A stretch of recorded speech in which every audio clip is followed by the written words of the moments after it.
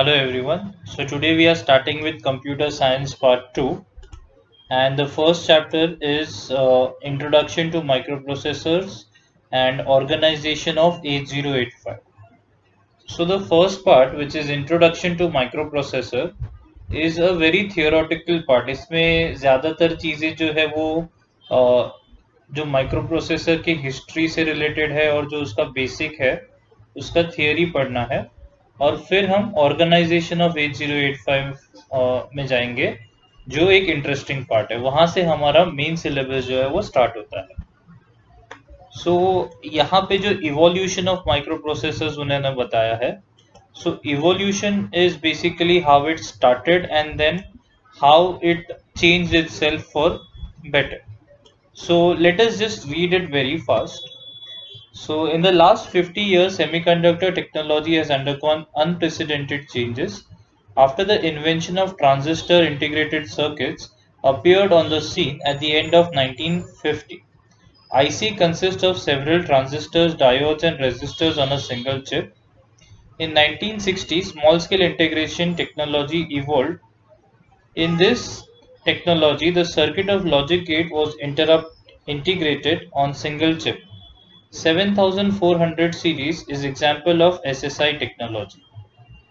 तो ये पैराग्राफ का आपको एक छोटा सा एक कंसेप्ट समझा देता हूँ कि बेसिकली जब माइक्रो प्रोसेसर स्टार्ट हुआ, उसका इन्वेंशन हुआ, तो it basically started with IC. IC का फुल फॉर्म होता है इंटीग्रेटेड सर्किट। इंटीग्रेटेड सर्किट मतलब एक छोटे से चिप के ऊपर हम ये सब अलग अलग चीजें एक साथ बिल्ड करते हैं। तो जैसे कि थोड़े से ट्रांजिस्टर्स हो गए, डायोड्स हो गए, ये सब चीजें, गेट्स हो गए, लॉजिक गेट्स जो हमने 11th स्टैंडर्ड में पढ़ा है। तो ये सब चीजों को एक ही चिप के ऊपर माउंट करने को बोलते हैं इंटीग्रेटेड सर्किट। और वहीं से शुरुआत हुआ something which is called as SSI. SSI का फुल फॉर्म है स्मॉल स्केल इंटीग्रेशन। तो यहाँ पे जो 7400 सीरीज है, ये एक बहुत अच्छा एग्जाम्पल है एसएसआई टेक्नोलॉजी का। जैसे आज भी हम गेट्स पढ़ते हैं 7400, 7404, 7408, 7485, ये सब अपने AND gate, NOR gate, NOT gate, multiplexer, demultiplexer, ये सब जो आईसीज है उनके नंबर्स है। जैसे आईसी 7485 इज अ मल्टीप्लेक्सर, ठीक है। तो ऐसे ही काफी सारे 7400 सीरीज के आईसीज बनाए गए थे, which is a very good example of small scale integration. उसके बाद आया मीडियम स्केल इंटीग्रेशन। ये जो सेकेंड पैराग्राफ है उसमें यही सब बताया है कि मीडियम स्केल इंटीग्रेशन आया, जहां पे हम लोग 100 गेट्स को एक साथ एक ही चिप के ऊपर फैब्रिकेट करने लगे। तो ये जो एरा था उसे बोला मीडियम स्केल इंटीग्रेशन। फिर आया लार्ज स्केल इंटीग्रेशन। अब यहाँ पे देखिए, यहाँ पे कुछ चिप्स थे, फ्यू, 10, 15, 20, 30 एक साथ। जब 100 एक साथ माउंट करने लगे तो हो गया मीडियम स्केल इंटीग्रेशन। जब 1000 एक साथ माउंट करने लगे तो वो हो गया लार्ज स्केल इंटीग्रेशन। और उसके बाद हम गए वीएलएसआई में, which is very large scale integration. अगर आप इलेक्ट्रॉनिक्स इंजीनियरिंग करेंगे या टेलीकम्युनिकेशन इंजीनियरिंग करेंगे आगे जाके, तो वीएलएसआई जो है एक अलग से सब्जेक्ट आएगा आपको पढ़ने के लिए। तो ये जो भी CS2 है, वैसे देखा जाए तो इलेक्ट्रॉनिक्स पार्ट है। Micro processor, micro controller, this is more to do with electronics, but obviously यही से कंप्यूटर का एक नया पाथ ओपन हुआ था, बेस ये था, तो इसीलिए हम कंप्यूटर साइंस में इसे पढ़ते हैं। So I guess the introduction part is very easy. आपको सिर्फ इसे रीड करना है। ये पहले दो पैराग्राफ्स का मैंने आपको मतलब समझाया।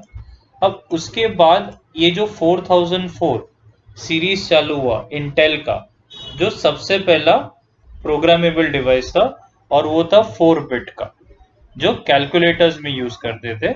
It was designed by Intel corporation and became known as 4 bit micro processor.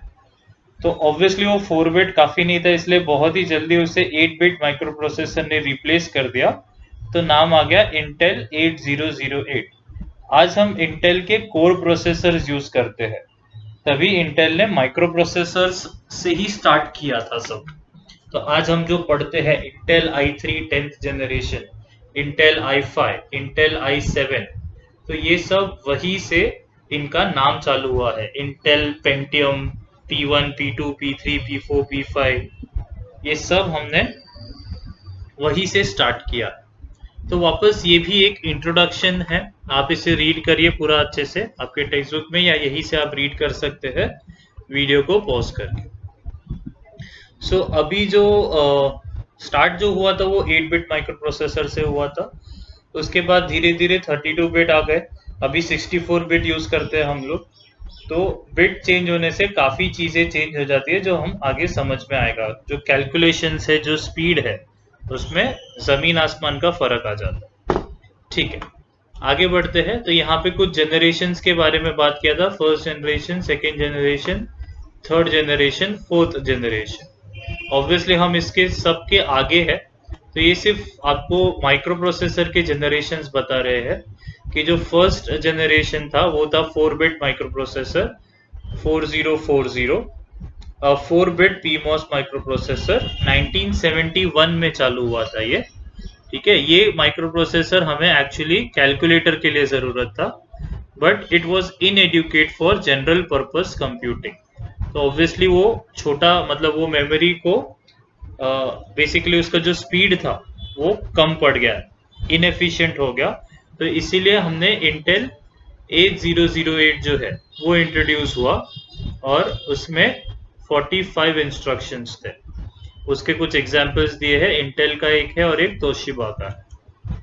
Second generation in 1976 8085 जो हम पढ़ने वाले हैं वो एक्चुअली 1976 में इंट्रोड्यूस हुआ था, 8085 माइक्रो प्रोसेसर। कोई लोग उसे 8085 बुलाते हैं, कोई 8085। It is just a convenient way of saying, आपके ऊपर है। Development of micro processor has been in the direction towards a complete microcomputer system with CPU, ROM, RAM, clock, IO ports all in single package. तो ये example है Motorola and Intel 8048 and Motorola MC6801। Then came the third generation. The third generation जो था evolution का, micro processor evolution का, तो ये था एक मिनी कंप्यूटर बनाने के लिए, एक फुल फ्लेज्ड कंप्यूटर बनाने के लिए, not just for calculator and other simple purposes. तो ये बहुत ही इम्पोर्टेंट जनरेशन था, और उसका जो इंस्ट्रक्शन साइकिल था वो भी 1 माइक्रो सेकेंड का हो गया। मतलब 1 माइक्रो सेकेंड के अंदर वो एक इंस्ट्रक्शन को कंप्लीट करता है रीड करके। In 1978, Intel introduced its high-performance 16-bit microprocessor, the 8086। तो ये 8086 भी बहुत इंपॉर्टेंट माइक्रो प्रोसेसर है। इसका थोड़ा सा पार्ट हम लोग अपने CS2 में करने वाले हैं। और ये फोर्थ जनरेशन जो है, यहाँ पे उन्होंने वर्ड यूज किया है रिसेंटली, क्योंकि ये जो बुक है वो बहुत ज्यादा आउटडेटेड है, बहुत सालों से यही बुक चल रहा है। But obviously we have seen in last year also कि ये बुक जो है वो बहुत ज्यादा आउटडेटेड है। सो अब ये लोग बात कर रहे हैं 32 bit micro processor which is 80386, which can address a physical memory of 4 GB, 4 GB। अभी अपने लिए 4 GB कोई बड़ी बात नहीं है। We are having computers with memory 1 terabyte, 2 terabyte, 4 terabyte।